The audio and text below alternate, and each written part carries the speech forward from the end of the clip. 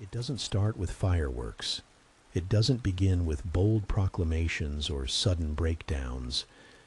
It begins quietly, almost invisibly, a faint ache that hides inside the walls of childhood. A small boy sits at a rain-streaked window, watching water droplets race down the glass like tiny messengers carrying questions he'll never ask out loud.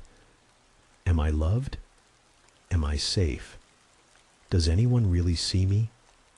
The answers never come, so eventually, he stops asking. This is not a story of villains. It's not about obvious abuse or cartoonish neglect.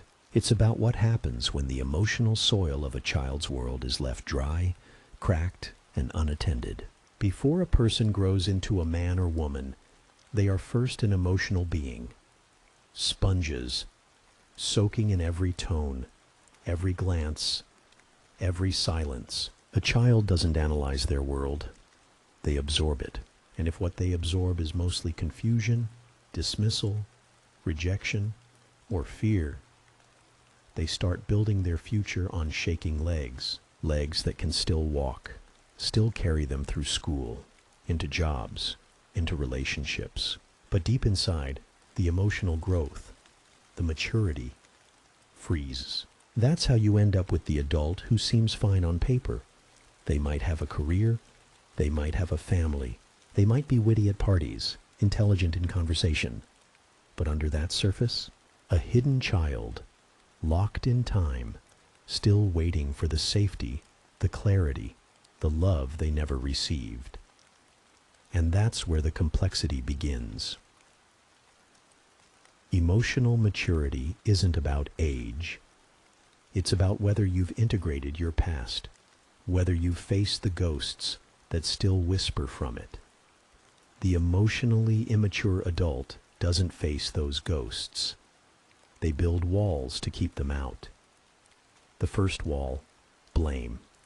If something goes wrong, someone else is responsible. If they feel hurt, someone caused it. If they fail, the fault lies out there, not in here, because if it's someone else's fault, they never have to sit in the grief of their own unresolved wounds.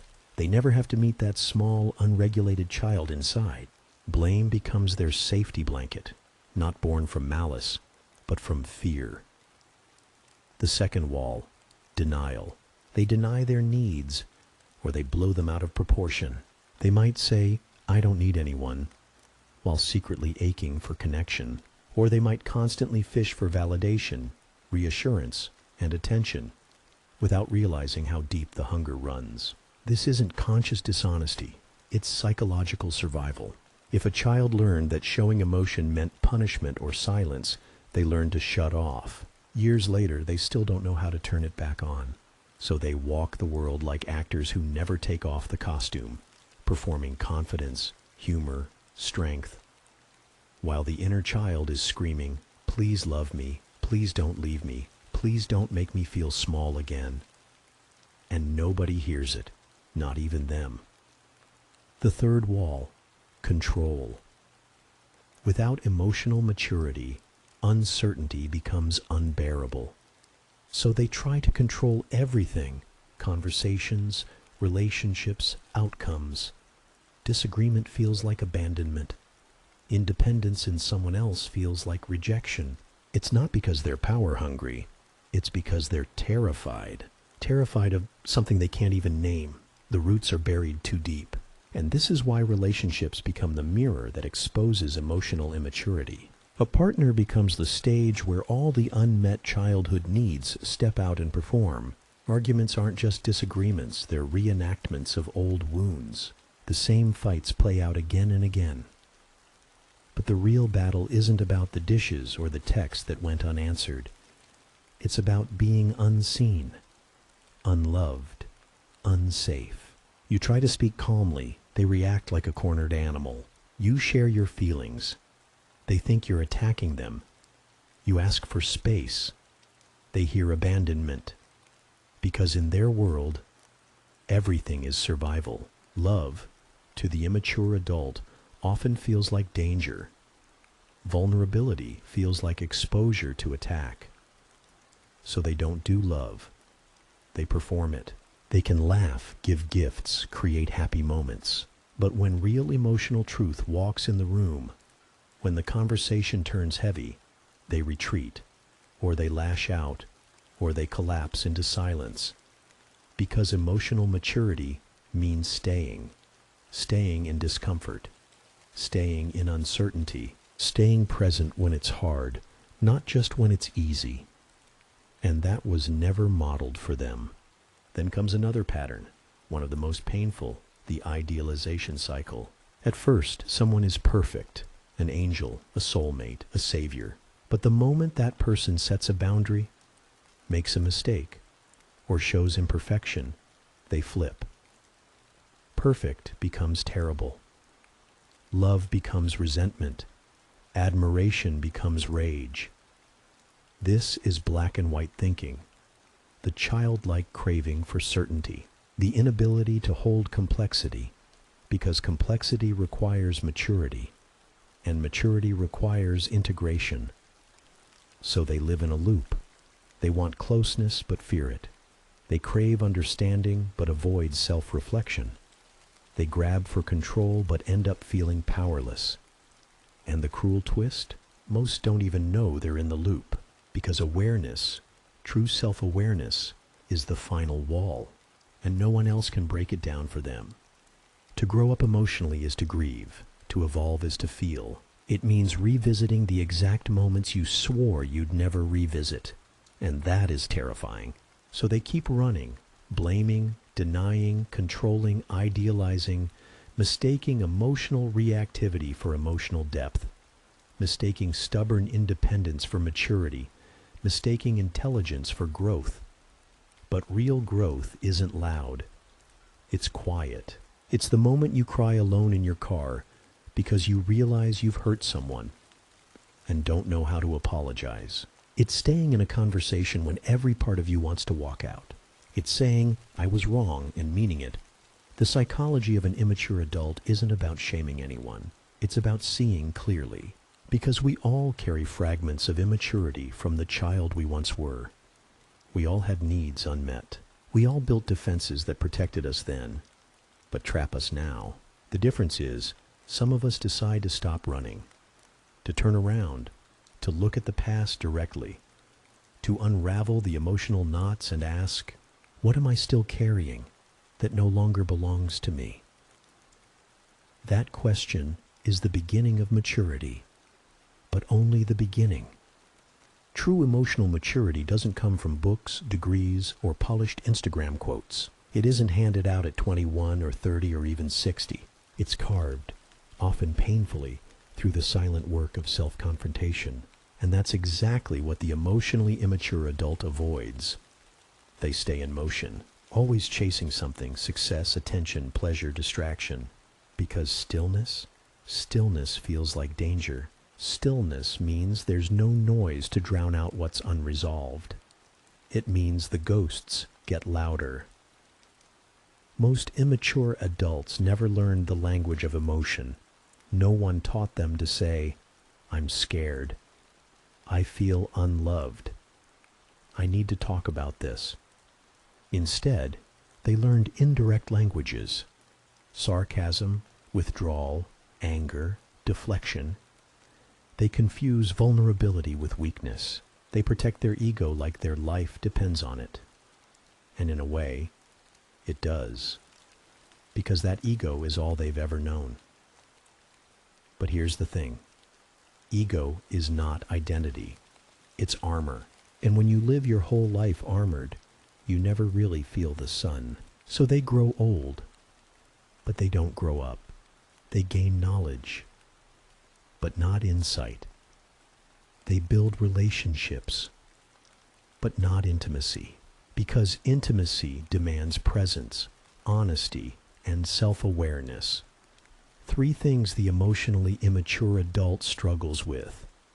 Not because they're incapable, but because they're unpracticed.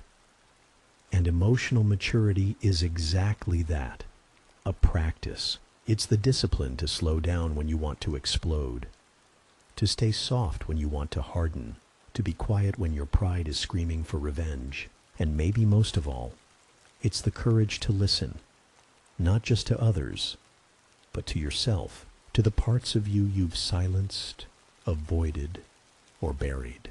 Listening is the beginning of healing, but it's also the beginning of loss, because when we mature, we lose pieces of the person we used to be. We lose the justifications. We lose the illusions. We lose the comforting lies that once kept us safe. We lose the fantasy that we were always right. We lose the story that everyone else was the problem.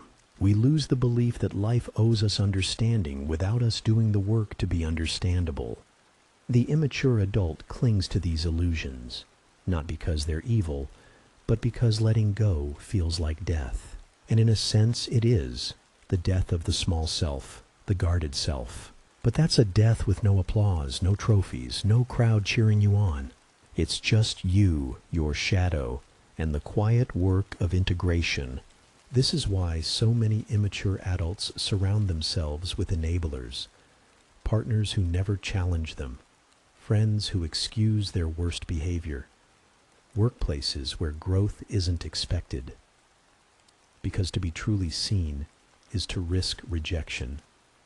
To be called out is to risk collapse, and their entire identity is often built like a house of cards.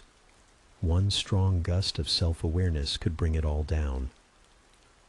But here's the twist. Some do let it fall.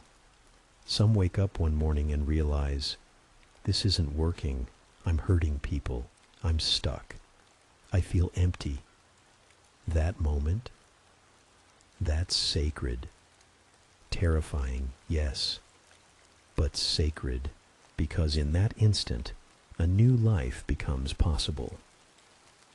Growth doesn't always look like victory.